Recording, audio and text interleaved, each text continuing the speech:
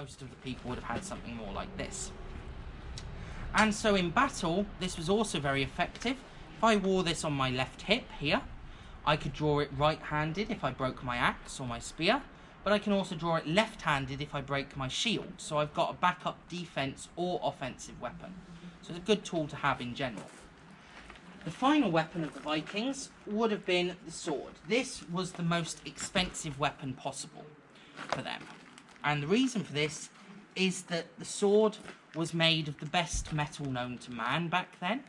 And so it was almost as good as Damascus steel, which is still considered the best to this day. But it was slightly worse than that, but that didn't exist at the time. So this was the best possible. And it also is made to be flexible. So you can see the blade of a sword is quite flexible. And this is done on purpose, because when I hit this against other metal objects, normally the one which is slightly weaker would break. This one, however, is able to flex. And so that means that it's got a far longer life expectancy. And it's a great weapon for warfare, and it's dreadful for everything else because of that flexibility. And so you don't have this if you're a farmer. Also, to make the metal in the way that they did would take you approximately 1 year back then. So the cost of this was equivalent to a Ferrari today. So unless you were a chieftain or a jarl, you probably didn't have one of these. The only thing is, though, that when you owned one of these, you were likely buried with your sword. And so today we find about 3,000 of these spread in Viking burial graves. However, the other weapons, which doubled as tools, were often melted down and reused afterwards, and therefore we find far less of them, although we do still find a few hundred of each of them. So that's the difference between them. And the final thing we have is the shield. Now, the shields were about 80 centimetres in diameter, as this one here is, and they were about 4 millimetres thick, so they were very, very thin. And they would have been made of oak wood, so nice strong wood, but then they would have put layers of leather and wool on the outside of it. Now, these layers have formed effectively a cushion on the outside of the shield, which made it very difficult for an axe to get through those layers, whereas otherwise it would go through the wood with ease.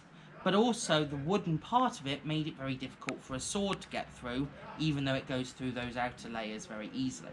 So they were quite strong, robust shields that also had the ability of being quite light and therefore manoeuvrable in battle. And to make it as manoeuvrable as possible, they just used a handle like this. And so this became, far from being just a defense, it was a good weapon as well. You could punch people in the face with this, you could bring it down on someone's neck. It was a very, very good weapon to use. And so this is why the shields were made in that sort of fashion. And unfortunately they're not in here, which means they're in that part of the paddock, but there are 2 sheep in there.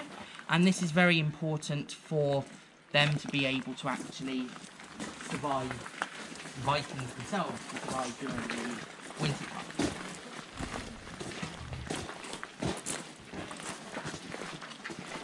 And so here we are at the textiles house, and the Vikings would have used primarily wool as their clothing base. So you can see here the wool gathered ready to be combed through. So that would now be combed through so that all the fibres are going the same way. Once you've done that, you can actually see the comb at work on this. So it takes a long time to do that. Once you've done that, you use this drop spinner, and you spin the wool as you gradually pull it through your fingers here, and then this actually turns it into a thread. So you've then got the thread, and after you've done that, you can dye it and you can weave it into a full piece of fabric using a loom like this here.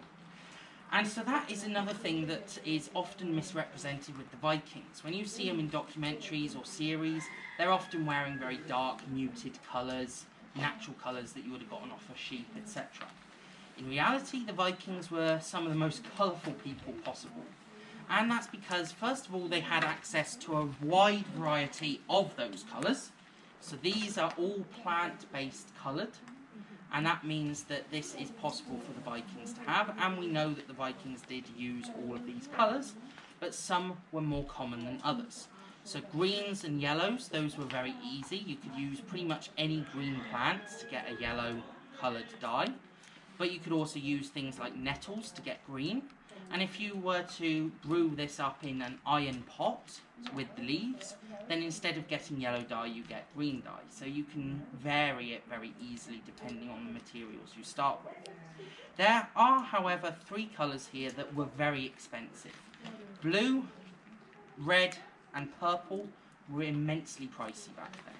And the reason for that is that while the material for blue coloured dye was available readily in Norway, it comes from a plant called woad, and you mash this up and you put it to ferment, and that's why it takes a long time. The fermenting process would take 3 weeks.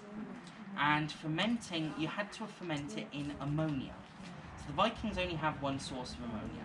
So what they do before they actually get it, they have a big party, everybody drinks a lot, and then before they leave the party, they deposit the ammonia in a communal bucket. So that's how they got it. After the 3 weeks are up, you heat this up to about 50 degrees with the fabric inside, and when you take out the fabric, it will start off green, and then it'll oxidize and go blue so long as you hit that magic temperature. If you didn't, it will stay green. So that's the problem with that. But that is why blue was very expensive. Red is almost exactly the same process, except that you use a plant called madder and you use the root, and that is not found here. You have to go to Europe to get that root. And so therefore it's more expensive just because of that. And then finally, the purple is made by a process called double dyeing. You effectively have to either use red and blue together, which means you get the purple dye, but also you can get it in another means, and it's a more vivid purple if you use the other method. And that is to get a snail. It has to be a specific snail, a carnivorous one, and you grind it up and you get a lovely purple dye from it. However, that is only found in the Mediterranean, so you have to go there to get the ingredients, and that's why that one costs so much. And that would have been almost exclusive to chieftain and jarl people. Now, as I mentioned, wool was the most often used material. You can make it nice and thick for winter time, but you could also make it nice and thin for summertime. However, they did have other materials such as linen, and this would have often been used by those that could afford it, at least for summer months. However, to afford that, you had to go to other countries again to get the linen, because most of that was not grown except in the eastern part of Norway, where small amounts were grown, because the crop, flax crop, is a very invasive sort of crop, so it grows and it takes over all land very easily and very quickly. And so if you want to have food, you don't want to plant this one. And so that's why they have to go abroad, usually to get large quantities of it. And the final material they had, other than leather, was silk. Now, silk they got from Constantinople, so Istanbul today, which we know that they went to. However, they would only have small quantities of it, so it was usually used for decoration and so on and so forth. However, some Vikings ended up as hired bodyguards to the Byzantine Empire, and those could afford to have far more silk because they're closer to the roots, the silk trade roots origins, and they also have far more money coming in because of that.